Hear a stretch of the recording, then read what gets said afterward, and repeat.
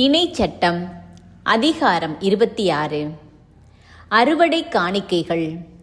உனது உரிமை சொத்தாக உன் கடவுளாகிய ஆண்டவர் உனக்கு கொடுக்கவிருக்கும் நாட்டிற்குள் சென்று அதை உன் உடைமையாக்கி அதில் நீ குடியேறும்போது அந்த நாட்டின் நிலத்து முதற்பலன் அனைத்தையும் எடுத்து கூடையில் வைத்து உன் கடவுளாகிய ஆண்டவர் தம் பெயர் விளங்குமாறு தேர்ந்து கொள்ளும் இடத்திற்கு கொண்டு போ.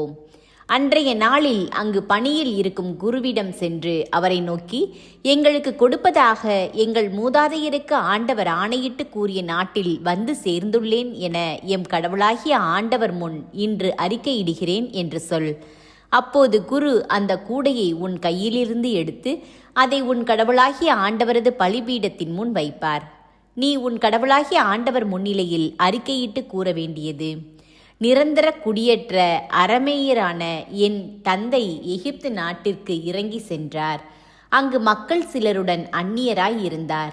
ஆனால் அங்கேயே பெரிய வலிமை மிகு திரளான மக்களினத்தை கொண்டவர் ஆனார். எகிப்தியர் எங்களை ஒடுக்கினர், துன்புறுத்தினர், கடினமான அடிமை வேலைகளை எங்கள் மீது சுமத்தினர். அப்போது நாங்கள் எங்கள் மூதாதையரின் கடவுளாகிய ஆண்டவரை நோக்கி குரல் எழுப்பினோம். ஆண்டவர் எங்கள் குரலை கேட்டார். எங்களுடைய துன்பத்தையும் வருத்தத்தையும் அவதியையும் கண்டார். தம் வலிய கரத்தாலும் ஓங்கிய புயத்தாலும் அஞ்சத்தக்க பேராற்றலாலும் அடையாளங்களாலும் அரும் செயல்களாலும் ஆண்டவர் எங்களை எகிப்திலிருந்து புறப்படச் செய்தார். அவர் எங்களை இந்த இடத்திற்கு கூட்டி வந்தார். பாலும் தேனும் வழிந்தோடும் இந்த நாட்டை எங்களுக்கு தந்தார். எனவே ஆண்டவரே, இதோ நீர் எனக்கு கொடுத்த நிலத்தின் முதற் பலனை கொண்டு வந்துள்ளேன் என்று சொல்லி அதை உன் கடவுளாகிய ஆண்டவர் முன்னிலையில் வைத்து அவரை பணிந்து தொழுவாய். பின்னர் நீயும் லேவியரும் உன்னோடு உள்ள அந்நியரும் கடவுளாகிய ஆண்டவர் உனக்கும் உன் வீட்டாருக்கும் செய்த அனைத்து நன்மைகளை முன்னிட்டு அக்களியுங்கள். 10 பாகத்தை லேவியருக்கும் அந்நியருக்கும் அனாதைக்கும் கைம்பெண்ணுக்கும் கொடு. அதனால் அவர்கள் உன் வாயில்களுக்குள்ளே உண்டு நிறைவு அடைவர். அதன்பின் நீ உன் கடவுளாகிய ஆண்டவர் முன்னிலையில் அறிவிக்க வேண்டியது, நீர் எனக்கு கட்டளையிட்ட அனைத்து கட்டளைகளின்படி தூய பகுதியை என் வீட்டிலிருந்து எடுத்து அவற்றை லேவியருக்கும் அந்நியருக்கும் அனாதைக்கும் கைம்பெண்ணுக்கும் கொடுத்துள்ளேன். உம் கட்டளைகளை நான் மீறவில்லை, அவைகளை நான் மறக்கவும் இல்லை. எனது துயர நாளில் அதிலிருந்து உண்டதும் இல்லை. தீட்டான போது அதிலிருந்து எடுக்கவும் இல்லை. இழவுக்காக அதிலிருந்து கொடுக்கவும் இல்லை. என் கடவுளாகிய ஆண்டவர் குரலுக்கு கீழ்ப்படிந்து நீர் எனக்கு கட்டளையிட்டபடி அனைத்தையும் செய்துள்ளேன்.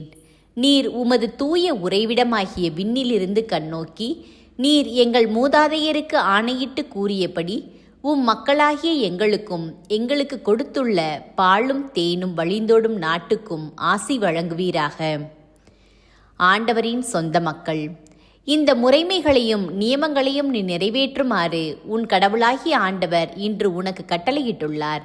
உன் முழு இதயத்தோடும் முழு உள்ளத்தோடும் அவற்றை நிறைவேற்றுவதில் கருத்தாயிரு.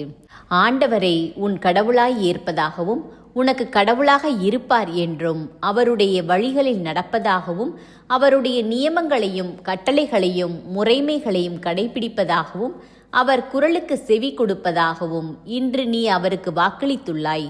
நீ அவருடைய கட்டளைகளை கடைபிடிப்பதில் கருத்தாயிருந்தால் அவர் கூறியபடியே நீ அவருக்கு சொந்தமான மக்களினமாய் இருப்பாய் என்றும் அவர் உருவாக்கிய எல்லா மக்களினங்களிலும் புகழிலும் பெயரிலும் மாட்சியிலும் உன்னையே உயர்த்துவார் என்றும் அதனால் உன் கடவுளாகிய ஆண்டவரின் தூய மக்களினமாய் நீ இருப்பாய் என்றும் ஆண்டவர் இன்று உனக்கு வாக்களித்துள்ளார்.